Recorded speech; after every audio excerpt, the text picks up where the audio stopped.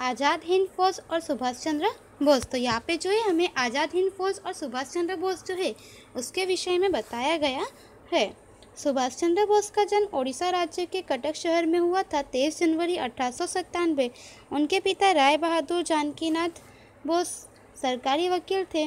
माता श्रीमती पार्वती देवी धार्मिक प्रवृत्ति वाली थी। तो यहाँ पे हमें बताया है कि सुभाष चंद्र बोस जो है उनका जन्म ओडिशा राज्य के कटक शहर में 23 जनवरी 1897 में हुआ था और उनके पिता राय बहादुर जानकीनाथ जो है वे सरकारी वकील थे। उनकी माता श्रीमती पार्वती देवी जो है वे धार्मिक प्रवृत्ति वाली थी। कोलकाता में प्रेसिडेंसी कॉलेज में से बहुत अच्छे अंकों से परीक्षा पास करके विशेष अध्ययन के लिए इंग्लैंड गए। वहाँ से बहुत कठिन माने जाने वाली ICS इंडियन सिविल सर्विस की परीक्षा चौथे नंबर से उत्तीर्ण करके वे कोलकाता वापस लौटे। ऐसा सोचा था कि वह बंगाली लड़का भविष्य में ब्रिटिश सरकार में वफादार सेवक बनेगा। तो यहाँ पे हमें बताया है कि कोलकाता की प्रेसिडेंसी कॉलेज में से बहुत अच्छे मार्क्स अंकों से परीक्षा पास करके विशेष अध्ययन के लिए वे आगे जो है इंग्लैंड गए थे और वहाँ पे जो है बहुत कठिन माने जाने वाली ICS इंडियन सिविल सर्विस की जो है परीक्षा चौथे नंबर से उत्तीर्ण करके वे कोलकाता वापस लौटे थे। और ऐसा सोचा था, लोगों को यह लगा था कि यह बंगाली लड़का जो है यह भविष्य में आगे चलकर ब्रिटिश सरकार में एक वफादार सेवक बनेगा। उसी ने भारत की ब्रिटिश हुकूमत के विरुद्ध स्वतंत्रता सेनानी के रूप में कार्य किया। कोलकाता में प्रेसिडेंसी कॉलेज में अंग्रेज अध्यापक ओट द्वारा रंग भेद की नीतियाँ और भारतीय विद्यार्थियों के साथ अपमानजनक व्यवहार और अभिमान के कड़वे अनुभवों ने उनके मस्तिष्क में क्रांति के बीज बोए। तो यहाँ पे हमें बताया है कि ब्रिटिश सरकार में जो है सभी को लगा था कि यह लड़का एक वफादार सेवक बनेंगे, परंतु उन्होंने जो है भारत की ब्रिटिश हुकूमत के विरोध में स्वतंत्रता सेनानी के रूप में कार्य किया। और कोलकाता में प्रेसिडेंसी कॉलेज में जो अंग्रेज अध्यापक थे ओट, उन्होंने जो है रंग भेद की नीति अपनाई थी तथा भारतीय व्यवहारों के साथ भारतीय विद्यार्थी जो थे उनके साथ अपमानजनक व्यवहार किया और अभिमान के कड़वे अनुभव थे उसकी उन्होंने जो है उनके मस्तिष्क में क्रांति के बीज बोए। उन्हें भारत के स्वातंत्र्य संग्राम में बहुत अधिक रुचि थी। वे भारतीय महासभा के सक्रिय कार्यकर्ता बन गए। वे राष्ट्रीय स्वराज्य दल में जुड़कर 1923 में थोड़े समय में ही युवकों के अति प्रिय नेता बन गए। तो यहाँ पे हमें बताया है कि उन्हें जो है भारत के स्वातंत्र्य संग्राम में बहुत अधिक रुचि थी और वे भारतीय महासभा के जो है एक सक्रिय कार्यकर्ता बन गए थे और वे राष्ट्रीय स्वराज्य दल में जो है 1923 में जुड़कर थोड़े समय में ही जो है वे सभी युवकों के प्रिय नेता बने थे। सविनय अवज्ञा आंदोलन की लड़ाई में वे आगे रहे थे और कारावास भोगा। ईस्वी सन 1938 में मात्र 41 वर्ष की युवावस्था में हरिपुरा सूरत कांग्रेस अधिवेशन के अध्यक्ष के रूप में नियुक्त होना उनकी लोकप्रियता और योग्यता का द्योतक था। तो यहाँ पे हमें बताया है कि सविनय अवज्ञा आंदोलन में जो है उस लड़ाई में वे सबसे आगे रहे थे और उन्हें कारावास भी भोगना पड़ा था। ईस्वी सन 1938 में जो है वे केवल 41 वर्ष के थे। तो 41 वर्ष की जो है युवावस्था में वे हरिपुरा सूरत में जो कांग्रेस अधिवेशन था उस कांग्रेस अधिवेशन के अध्यक्ष के रूप में वे नियुक्त हुए और उनकी लोकप्रियता और योग्यता का यह जो है एक श्रेष्ठ उदाहरण माना जाता है। सुभाष बाबू के विचारों का गांधी जी के विचारों के साथ विशेष मेल नहीं बैठने के कारण उनका गांधी जी के साथ मतभेद होने से उन्होंने कांग्रेस छोड़कर फॉरवर्ड ब्लॉक नामक नए राजनीतिक दल की स्थापना की और अविरत सभाएं संबोधित करने, देश में प्रवास करने, ब्रिटिशरों के विरुद्ध जनमत जागृत करने के आशय से जगह जगह प्रवास किया। तो आगे हमें बताया है कि सुभाष चंद्र जो थे उनके विचार गांधी जी के विचारों से मिलते जुलते नहीं थे। इसकी वजह से उनका जो है गांधी जी के साथ मतभेद होने की वजह से उन्होंने जो है कांग्रेस अधिवेशन को छोड़कर फॉरवर्ड ब्लॉक नामक जो है एक नए राजनीतिक दल की स्थापना की और अविरत सभाएं संबोधित की और देश में जो है प्रवास करके ब्रिटिशर्स के विरुद्ध लोगों में जनमत जागृत किया और इस उद्देश्य से जो है वे जगह जगह उन्होंने प्रवास किया। अंत में हिंद सुरक्षा धारा के अंतर्गत उन्हें गिरफ्तार करके कारावास में बंद कर दिया गया। तो यहाँ पे हमें बताया है कि अंत में जो है उन्हें हिंद सुरक्षा धारा के अंतर्गत में जो है गिरफ्तार करके कारावास में बंद कर दिया गया था। ईस्वी सन 1940 कारावास में एक राजनीतिक कैदी के रूप में उनके साथ अनुचित व्यवहार होने से उन्होंने आमरण उपवास किया। उनकी तबीयत खराब होने से उन्हें उनके निवास स्थान पर ही नज़रबंद रखा गया, परंतु वे पठान का वेश बदलकर कोलकाता से पेशावर, काबुल, ईरान, रूस होकर जर्मनी पहुंचे 28 मार्च 1942। तो यहाँ पे हमें बताया है कि उन्हें जो है कारावास में बंद कर दिया गया था। तो ईस्वी सन 1940 में कारावास में जो है एक राजनीतिक कैदी के रूप में उनके साथ जो है अनुचित व्यवहार हुआ और इसकी वजह से जो है उन्होंने आमरण उपवास किया। उनकी तबीयत खराब होने की वजह से उन्हें जो है उनके निवास स्थान पर ही नज़रबंद रखा गया, परंतु उन्होंने पठान का वेश बदल कर वे कोलकाता से पेशावर, काबुल, ईरान होकर जर्मनी में जो है 28 मार्च 1942 के दिन वे जर्मनी पहुँचे। जर्मनी में भारतीयों ने उनका हार्दिक स्वागत किया। बर्लिन रेडियो पर उन्होंने अपने देशवासियों को ब्रिटेन के विरुद्ध जिहाद जगाने का अनुरोध किया। तो यहाँ पे हमें बताया है कि उस समय में जर्मनी में रहने वाले जो भारतीय थे उन सभी भारतीयों ने जो है वापस सुभाष चंद्र बोस का जर्मनी में स्वागत किया और बर्लिन रेडियो पर जो है सुभाष चंद्र बोस ने अपने देशवासियों को ब्रिटेन के विरुद्ध जगाने का अनुरोध किया। जर्मनी में हिटलर के साथ भारत की आज़ादी के विषय में चर्चा की 29 मई 1941। तो यहाँ पे हमें बताया है कि जर्मनी में जो है उन्होंने 29 मई 1941 के दिन जो है भारत की आज़ादी के विषय में उन्होंने हिटलर के साथ चर्चा की। उन्होंने पहले रोम और पेरिस में स्वतंत्र भारत से संबंधित सैनिक दल स्थापित किया, जिसमें 3000 भारतीयों की भर्ती की। भारत में से भागकर जापान में बसे हुए भारतीय क्रांतिकारी नेता रास बिहारी भोग ने सभी मंडलों को जोड़ने वाली एक संस्था इंडियन इंडिपेंडेंस लीग नामक केंद्रीय संस्था स्थापित की।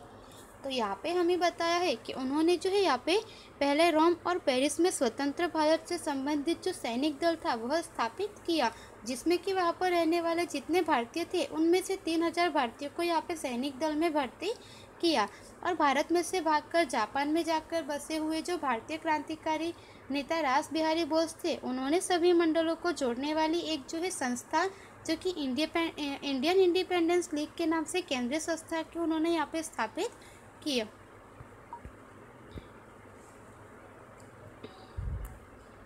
उन्होंने भारत की स्वतंत्रता प्राप्त करने के लिए आज़ाद हिंद फौज तैयार करने का निर्णय लिया, जिसमें विश्व में अलग अलग देशों में बसने वाले भारतीयों जैसे कि मलाया, जापान, चीन, सुमात्रा, जावा, हांगकांग, बोर्नियो, अंडमान, म्यांमार आदि स्थानों में से 100 प्रतिनिधि उपस्थित हुए।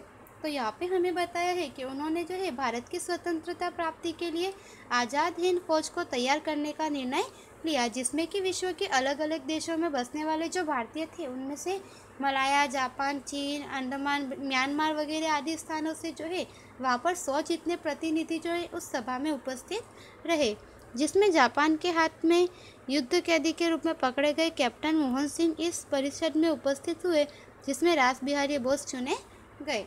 तो यहाँ पे हमें बताया है कि उसमें जो है यहाँ पे जापान के हाथ में जो है युद्ध कैदी के रूप में पकड़े गए जो कैप्टन मोहन सिंह थे वे भी इस परिषद में उपस्थित हुए, जिसमें कि रास बिहारी बोस जो है वे चुने गए थे।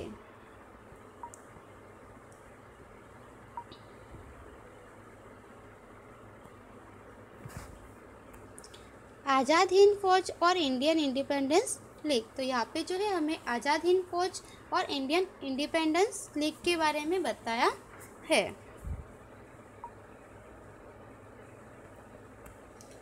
अंग्रेजों की कठोर सुरक्षा को भेद कर सुभाष चंद्र एक सबमरीन द्वारा बर्लिन से चालाकीपूर्वक जापान पहुंचे 1943। तो यहाँ पे हमें बताया है कि अंग्रेजों की जो कठोर सुरक्षा रखी गई थी जिसमें उन्हें नज़र कैद रखा गया था, वहाँ से भागकर सुभाष चंद्र बोस जो है एक सबमरीन की सहायता से बर्लिन से होकर वे चालाकीपूर्वक यहाँ पे जापान में 1943 में पहुँचे।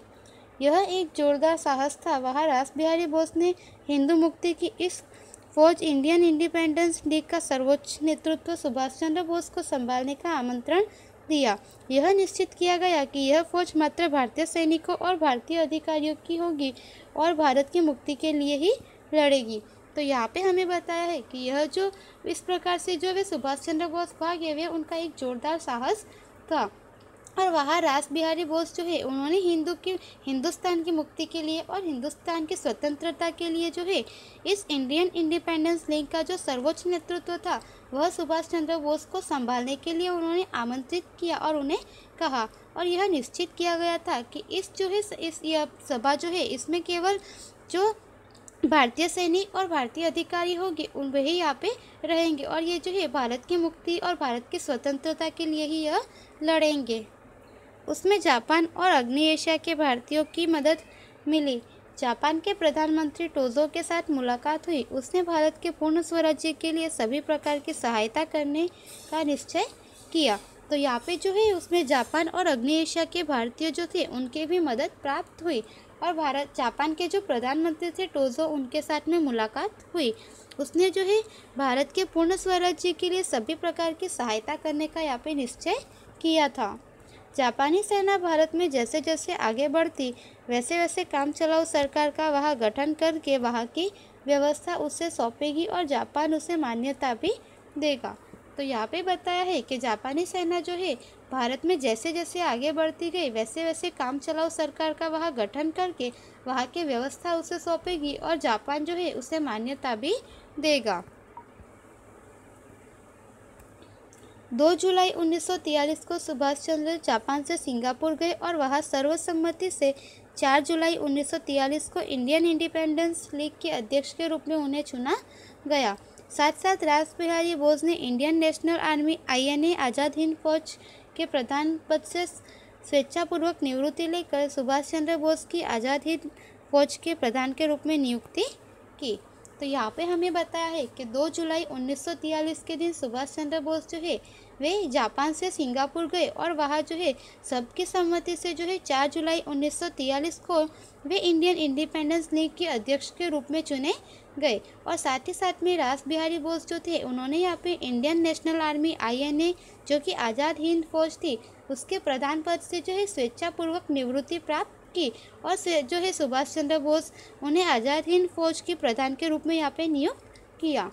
वहाँ बसने वाले भारतीयों को अपनी मातृभूमि को मुक्त कराने के लिए योग्य और समर्थ नेता मिला। तब से सुभाष चंद्र बोस को उन्होंने नेताजी का प्यारा नाम दिया। तो इस तरह से यहाँ पे हमें बताया है कि वहाँ रहने वाले जो भारतीय नागरिक थे उन्हें भी अपनी मातृभूमि जो भारत है उसे मुक्त करने के लिए एक योग्य और समर्थ नेता जो है वह प्राप्त हुआ।